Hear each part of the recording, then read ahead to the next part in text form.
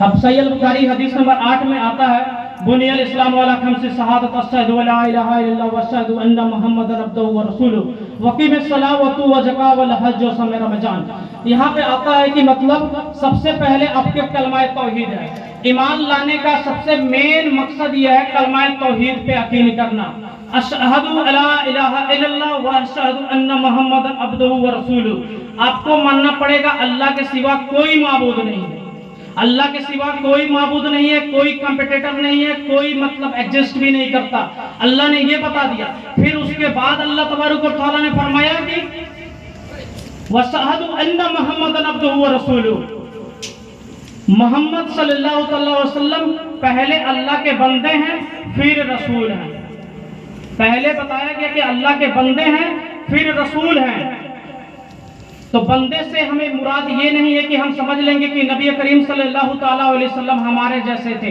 बंदे का सीधा सीधी मकसद ये है कि नबी करीम सल्लल्लाहु ताला अलैहि वसल्लम हजरत आमिना रज़ियल्लाहु ताला अलैहि वसल्लम के सिकम से दुनिया में आए, इसलिए हम बंदे उन्हें कंसीडर कर रहे हैं। वल्लाह हमारे नबी करीम सल्लल्लाहु ताला अलैहि वसल्लम का मकाम बहुत बड़ा है। वरफाना लगा जिक्र, मेरे अल्लाह तबारक व तआला ने कुरान मजीद में फरमाया वरफाना लका जिक्र, ऐ नबी हमने आपका जिक्र आपके लिए बुलंद कर दिया। नमाजों में नबी का नाम पढ़िए, नमाजों में नबी का नाम पढ़िए, सलाम में नबी का नाम पढ़िए, कुरान में नबी का नाम पढ़िए। आप हर जगह नबी का नाम पढ़ते हैं। बिना नबी के नाम पढ़े कोई जिक्र हो ही नहीं सकता।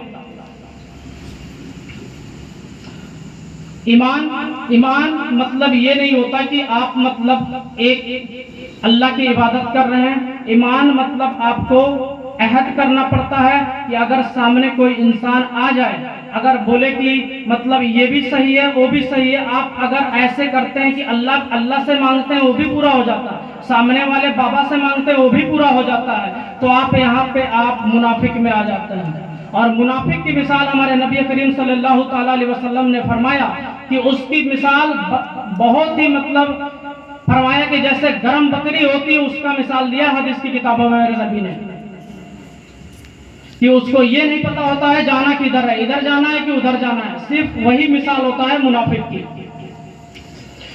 तो हदीस सहीह बुखारी हदीस नंबर अगर हम 9 देखते हैं तो हजरत अबू हुरैरा से मजबी है। अल्लाह तबारक व तआला अल्लाह के नबी सल्लल्लाहु ताला अलैहि वसल्लम ने इरशाद फरमाया, अल्लाह के नबी सल्लल्लाहु ताला अलैहि वसल्लम ने इरशाद फरमाया कि मतलब इस्लाम की यानी ईमान की 60 ब्रांचेज हैं। ईमान की बहुत सारे शाखाएं हैं, उनमें से एक शाखा है हया यानी लज्जपन। अगर किसी से आप शर्म कर रहे हैं, बुरी चीज देख के शर्मिले हो रहे हैं, निगाहें नीची कर रहे हैं, ये भी ईमान की नेमत है।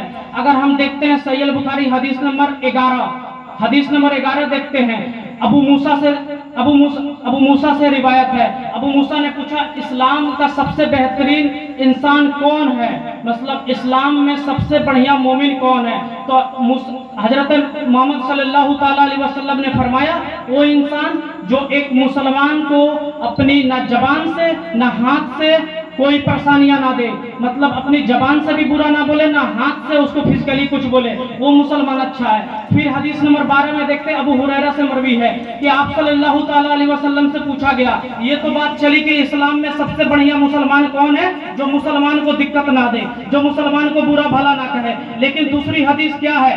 दूसरी हदीस नंबर 12 में अबू हुरैरा से मरवी है, इस्लाम का सबसे बेहतरीन अमल क्या है?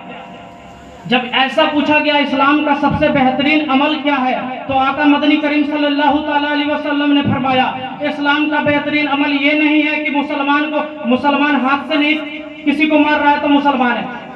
आका मदनी करीम ने फरमाया कि गरीबों को खाना खिलाना इस्लाम की सबसे बेहतरीन अमल है, वही मोमिन सबसे बढ़िया है।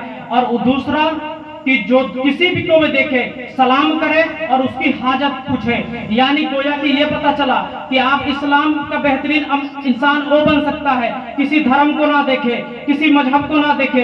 अगर भिखारी आपके दरवाजे पे आ रहा है तो उसको खाना खिलाए, उसको पानी पीजिए, उसको कोई मजहब ना पूछे। दूसरा अमल ये है कोई भी रास्ते में जा रहा है आप उससे सलाम करें, गोया कि वो किसी भी मजहब का। सलाम का मतलब ये नहीं होता कि आप अस्सलामु अलैकुम कहे, सलाम का मतलब ये होता होता है अस्सलाम वालेकुम बोल तो रहे, वालेकुम अस्सलाम बोल रहा है कि आपके अल्लाह के अमन अमान में आप रहें, अल्लाह से आपको सलामती उसके लिए मांग ही रहे हैं, लेकिन उसके बाद आपको पूछना भी पड़ेगा आप कैसे हैं, आपकी तबीयत कैसी है, आप किस हाजत में है, आपके अंदर क्या परेशानियां हैं, ये हो सकता है। अगर हदीस नंबर 14 की बात करें तो हजरत अबू इब्न अमर से रिवायत है, अब्दुल्ला बिन अमर से रिवायत है, अब्दुल्ला बिन अमर से रिवायत है, किसी ने फरमाया क्या नबी से मोहब्बत करना ईमान है, क्या नबी से मोहब्बत करना ईमान की निशानी है? तो आका मदनी करीम सल्लल्लाहु ताला अलैहि वसल्लम ने यहाँ पे बिल्कुल डायरेक्ट बोला कि अगर तुम मेरे से मोहब्बत नहीं कर सकते तो तुम ईमान में हो ही नहीं सकते। तो आप सब हम सब तो मोहब्बत करते हैं, लेकिन कितना मोहब्बत करना चाहिए? मेरे नबी ने वहाँ पे नक्शा भेजा है, वहाँ पे नक्शा खींचा है, फरमाया गोया कि तुम अपने जान से भी ज्यादा, अपने मान से भी ज्यादा, अपने औलाद से भी ज्यादा अब तुम्हें मोहब्बत करनी पड़ेगी। अगर मेरे बारे में कोई आलतू फालतू बोल रहा है, अगर नबी करीम सल्लल्लाहु ताला अलैहि वसल्लम की स्थान में गुस्ताखियां कर रहा है, तो तुम्हें नबी करीम का वास्ता, तुम्हें नबी से उस वक्त तक तुम ईमान में रहोगे गोया कि तुम नबी से अपने जान से भी ज्यादा, अपने माल से भी ज्यादा मोहब्बत करते हो। तो आजकल हम सोशल मीडिया प्लेटफॉर्म पे देखते हैं हमारे नबी करीम सल्लल्लाहु ताला अलैहि वसल्लम के बारे में बहुत सारे अराब शराब बातें की जाती है, बहुत सारे एक्स मुस्लिम आज कीड़े मकोड़े की तरह निकल आए हैं, फरमाते हैं कि नबी ऐसे थे, नबी वैसे थे, तुम्हारे नबी ने 12 शादियां क्यों की, तुम्हारे नबी ने हलाला को क्यों राइज किया, तुम्हारे नबी ने मतलब औरतों को खेती क्यों बोला गया, ऐसे सवाल किए जाते हैं हमारे सोशल मीडिया एप्लीकेशन पे।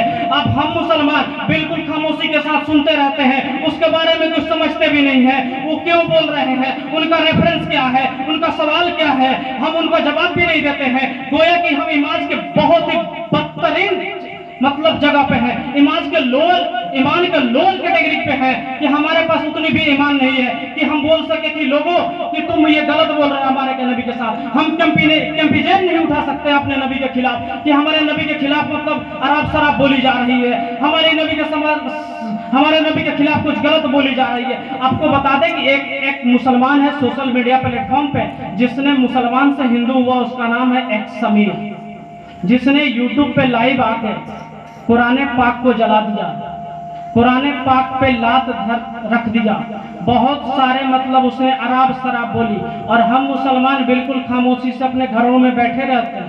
उसका रीजन भी नहीं जानते उसने क्यों जलाया। उसने सिंपल बात ये बोला, मैं इसलिए जला रहा हूं कि किसी मौलाना में, किसी उलमाए कराम में उतनी ताकत नहीं है कि मेरे सवाल का जवाब दे दे। उसकी सवाल उसकी है, अब हम थोड़ी जानते हैं वो क्या पूछ सकता है। बोला कि मैंने 16 साल तबलीग भी किया, मैंने मुसलमानों के साथ भी रहा, लेकिन मुसलमान मेरे जवाब नहीं दे सकते, तो मैं इस्लाम छोड़ दिया। वो बहुत